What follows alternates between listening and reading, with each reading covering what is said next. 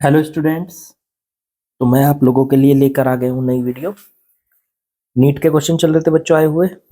कौन से पता है ना? Chapter number 2 twelfth electrostatic potential and capacitance वाले। तो 56 क्वेश्चन पे पहुंच चुके हैं बच्चों हम। और दिवाली का टाइम है तो इधर उधर से थोड़ा सा आपको पटाखों की आवाज़ आ सकती है, तो कृपया इसके लिए सॉरी। ठीक है, थोड़ा सा एडजस्ट करना अगर आवाज़ आए तो। चलिए करते हैं बच्चों पहला क्वेश्चन सॉल्व। देखो भाई, सवाल में क्या कहा है? If the potential of a capacitor having capacity 6 microfarad is increased from 10 volt to 20 volt.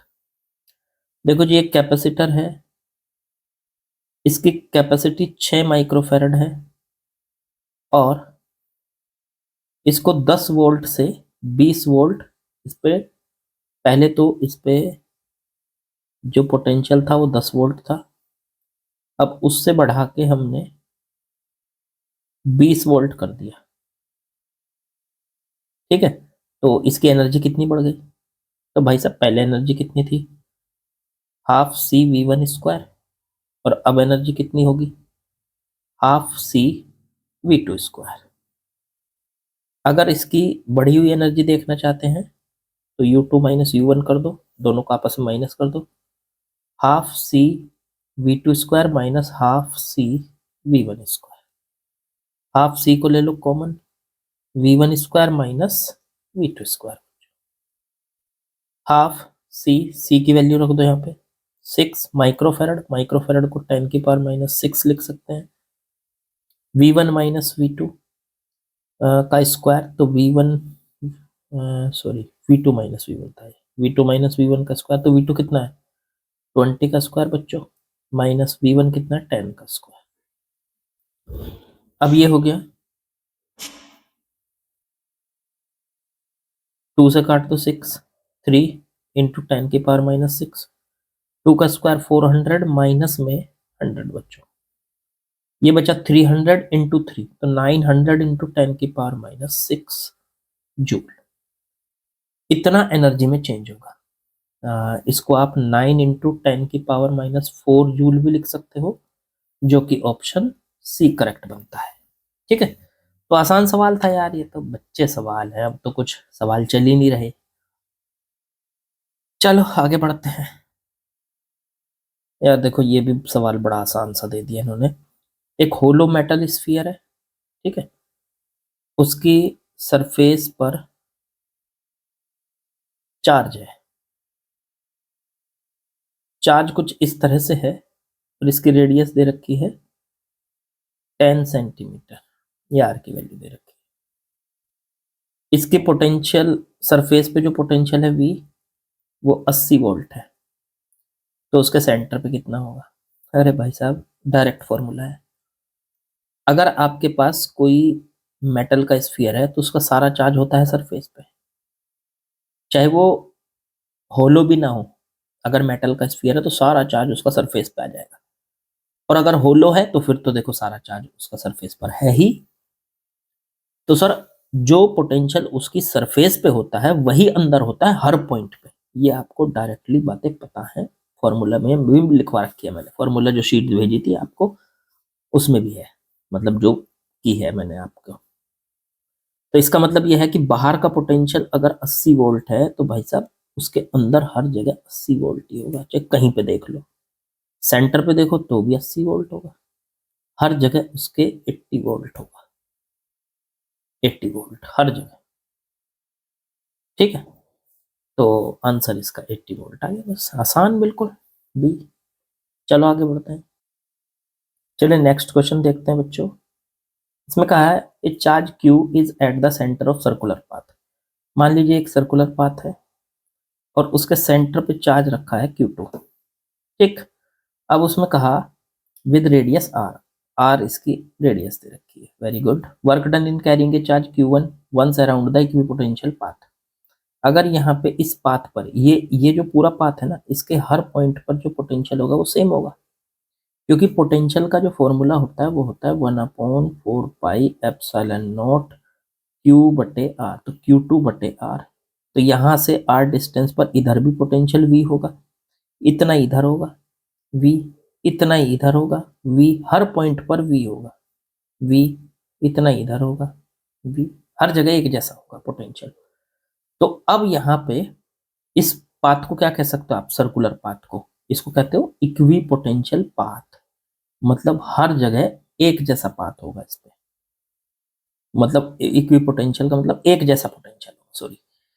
अब इन्होंने कहा एक चार्ज Q1 को हम यहां से उठा के और मान लो इसी पाथ पे चलते हुए एक राउंड लगा के यहीं ले आए, ठीक है, once around this equipotential, once around का मतलब एक बार इसको घुमा के यहीं ले आए, तो कितना वर्क करना पड़ेगा। तो भाई साहब किया हुआ वर्क का फॉर्मूला होता है W एक्सटर्नल बराबर चार्ज जिसको उठा के ले जा रहे हो उसे Q1 है वो तो, और जहां से लेके चले उस पॉइंट का पोटेंशियल, नहीं जहां पे लेके पहुंचना है उस पॉइंट का पोटेंशियल माइनस जहां से लेके चले उस पॉइंट का।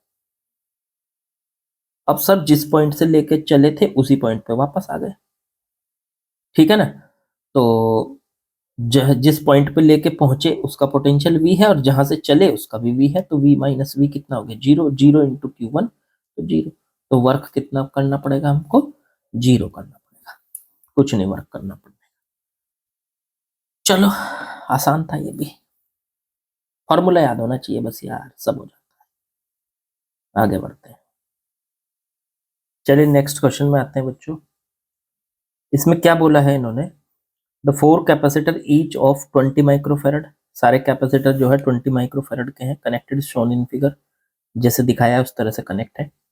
The DC volt meter reads 200 volt, मतलब यहां से और यहाँ पे ये वोल्ट मीटर लगा हुआ है, तो यहाँ से और यहाँ तक के बीच का जो वोल्टेज है वो 200 वोल्ट है। तो देखो यहाँ पे कुछ कनेक्ट नहीं है तो यहाँ पे भी ये 200, तो इसका मतलब इस कैपेसिटर की दोनों प्लेटों के बीच में 200 वोल्ट लगा हुआ है, तो ये पैरेलल में है इसके साथ, तो इसमें भी यही 200 वोल्ट होगा, ठीक है। अब ये इधर से जा रही है इस तरह से, तो यहाँ पे देखो ये वोल्ट मीटर का एक सिरा तो यहाँ है, इधर देखो ध्यान दो, वोल्ट मीटर का एक एंड तो इधर है और दूसरा एंड यहाँ से, ये देखो यहाँ पे ये वाला और ये वाला सेम ही तो है ना, नेमिंग कर देता हूँ उससे समझ में आएगा। मान लो इसका नाम ए है तो इसका भी ए है, इसका भी ए है, क्योंकि कुछ नहीं है यहाँ तक। अब इधर वाले का मान लो बी है, ये ए है, इधर वाले का बी है तो ये बी है, ये भी बी है, और इधर से होते हुए यहाँ से यहाँ तक ये भी बी है, ये भी बी है। अब इधर ए था तो ये यहाँ से यहाँ तक ए है, ए है। ध्यान दो चार के चार कैपेसिटर ए और बी के बीच में लगे हुए हैं, एक, दो, तीन और चार, सब के सब किसके बीच में लगे हुए हैं, ए के और बी के। ये इधर ए है, इधर बी है, और ए और बी के बीच में ही ये लगा हुआ है यहाँ पे ये वोल्ट मीटर। तो फिगर को मैं दोबारा से बना के देखा, मैंने बनाया, सारे के सारे ए और बी के बीच में लगे हुए, तो सारे के सारे नजर आ रहे हैं, चारों कैपेसिटर पैरेलल में, पैरेलल में है तो सबकी वोल्टेज एक जैसी होगी, इसकी भी 200 वोल्ट तो इसके भी 200 वोल्ट, इसके भी 200 वोल्ट, इसके भी 200 वोल्ट, सबके 200 वोल्ट, ठीक है। तो यहां से अब सारे के सारे 25 माइक्रोफेरेड के हैं, 25 माइक्रोफेरेड, 25 माइक्रोफेरेड, 25 है, सॉरी 20 लिख दिया, 25 माइक्रोफेरेड, 25 माइक्रोफेरेड, 25 माइक्रोफेरेड, सारे के सारे। तो सर सब पे चार्ज भी एक जैसा, क्यों, क्योंकि सर सब एक ही जैसे तो हैं, सब पे वोल्टेज एक जैसी है, सारे के सारे कैपेसिटर भी एक जैसे हैं, तो सब पे चार्ज भी एक जैसा आ जाएगा, सिमिलर क्यू। अब क्यू बराबर होता है सी इंटू, सी कितना है सर 25 माइक्रोफेरेड, तो 25 इंटू 10⁻⁻6, और v कितना है 200, तो ये बन गया आपका 5000 इंटू 10⁻⁻6 कूलम। आप इसको कह सकते हो 5 इंटू 10⁻⁻6 कूलम, -3 सॉरी, ये आ गया।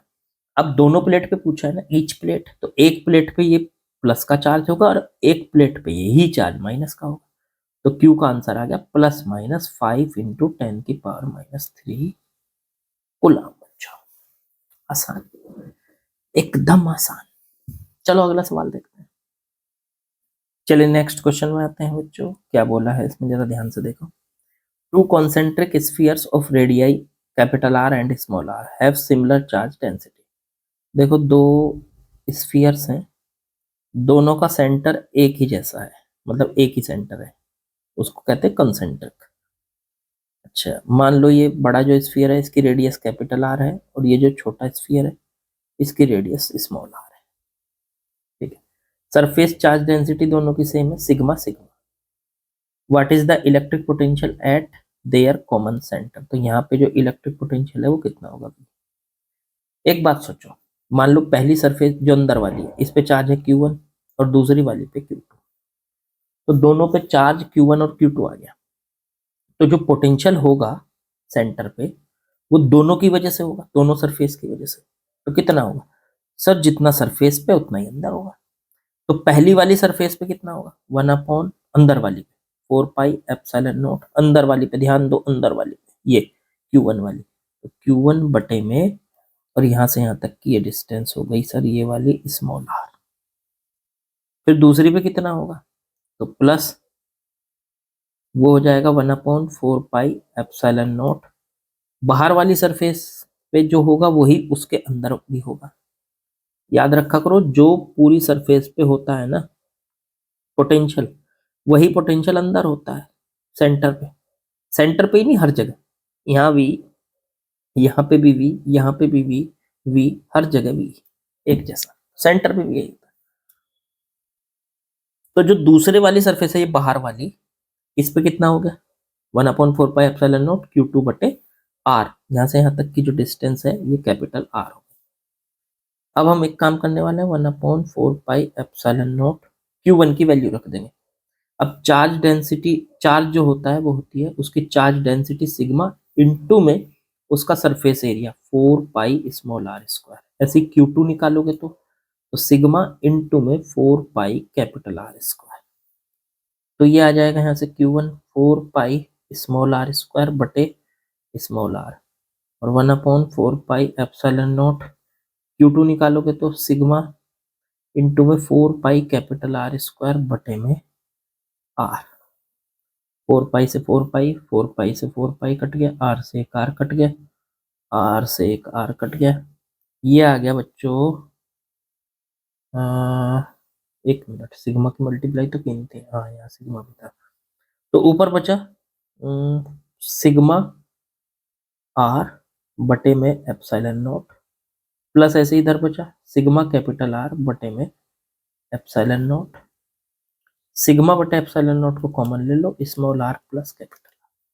आंसर चेक कर लीजिए, सिग्मा बटे ε0 स्मॉल r बटे कैपिटल। आसान सवाल था, कुछ नहीं है, बच्चा सवाल है। चलो देखता हूँ और कितने सवाल बचते हैं इसमें। तो बच्चों आज की वीडियो यहीं खत्म करते हैं, शायद 4 या 5 क्वेश्चन और बचे हुए हैं, वो अगली वीडियो में ही कर लेंगे हम। ठीक है, तो आज ज्यादा देर की वीडियो नहीं बन पाई है, थोड़े ही सवाल थे, सवाल तो उतने ही थे खैर, पर आसान सवाल थे, जल्दी जल्दी हो गए। ठीक है, तो चलिए अगली वीडियो में मिलते हैं बच्चों। तो लाइक शेयर सब्सक्राइब कमेंट वमेंट सब कर देना। ठीक है, चलो बच्चों पढ़ाई करते रहो, मस्त रहो, सिलेक्शन मिलेगा ही मिलेगा। मेहनत करते रहो, बस प्रैक्टिस करते रहो। चलो बच्चों कल मिलते हैं।